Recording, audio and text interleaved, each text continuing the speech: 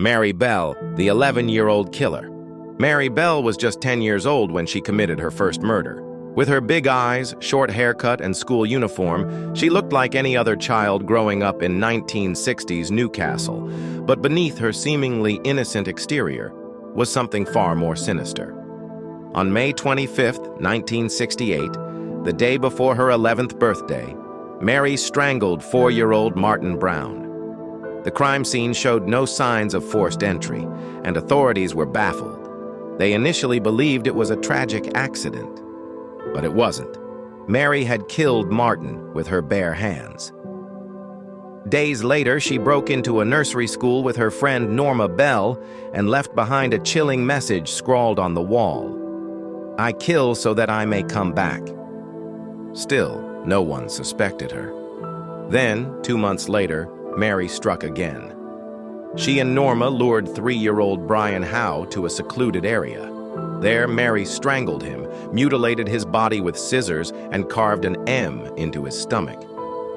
She showed absolutely no remorse, a detective later said. She was calm, too calm. Psychiatrists later diagnosed her with psychopathic tendencies, citing a deep lack of empathy, emotional detachment, and a cold, calculating nature. Her childhood had been one of severe abuse. Her mother, a sex worker, allegedly forced Mary into disturbing acts from a young age. Mary Bell was convicted of manslaughter on the grounds of diminished responsibility and sentenced to be detained at Her Majesty's pleasure. She served 12 years before being released in 1980 with a new identity. Today she lives in anonymity, but the memory of her crimes still chills those who remember the innocent-looking girl with the eyes of a killer. Joshua Phillips, the boy who hid a body in his bed. In November 1998, the city of Jacksonville, Florida, was gripped by the disappearance of 8-year-old Maddie Clifton. Flyers were posted. Search parties formed. News stations broadcasted pleas for help. Among the searchers was 14-year-old Joshua Phillips, Maddie's neighbor and classmate. What no one knew at the time was that Joshua was hiding a horrific secret. Maddie's body was in his bedroom, stuffed inside the base of his waterbed, just feet from where he slept every night. He later confessed that Maddie had come over to play while his parents weren't home. They began roughhousing with a baseball bat. He claimed he accidentally hit her in the eye and panicked. Fearing his strict father's reaction, Joshua dragged her into his room, still alive, and stuffed her under his bed. But that wasn't the end. Over the next several minutes, he stabbed her 11 times in a desperate attempt to silence her cries. The autopsy later revealed she died slowly, in agony from internal bleeding. He covered it up. He helped search. He lied to her family's face, the narrator states. It wasn't until his mother noticed a strange smell and a wet spot under his mattress that the truth came out. When she lifted the bed frame, she discovered Maddie's body. Joshua was arrested and charged with first-degree murder. Though only 14, he was tried as an adult and sentenced to life in prison without parole. Psychologists found no history of violence or mental illness. Just a blank expression and an inability to explain what he had done. "I'm sorry," he told the court, "but sorry doesn't bring Maddie back." John Venables and Robert Thompson, the two 10-year-olds who killed a toddler. In 1993, two 10-year-old boys, John Venables and Robert Thompson, committed a crime so shocking it changed the UK forever.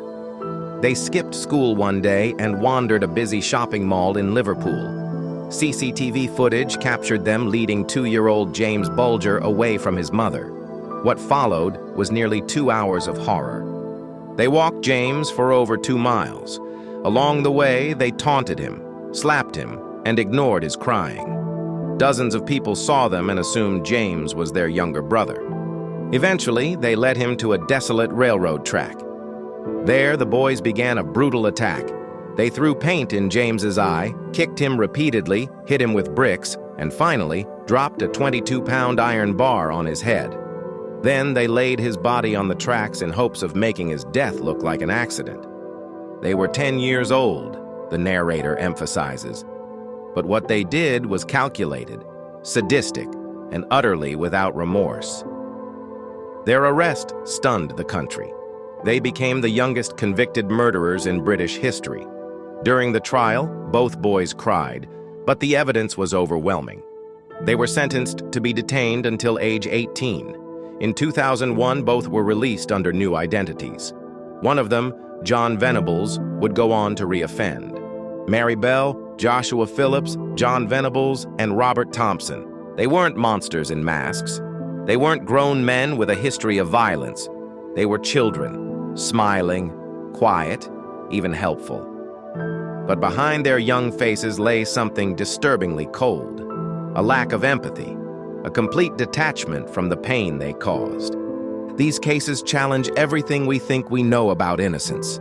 They raise haunting questions about nature versus nurture, trauma, environment, and the justice system's role in dealing with young killers. Can a child truly be a psychopath? And if so, can they ever be saved? What do you think caused these kids to commit such horrifying crimes? Let us know in the comments below. And if you want more true crime stories like this, don't forget to like, subscribe,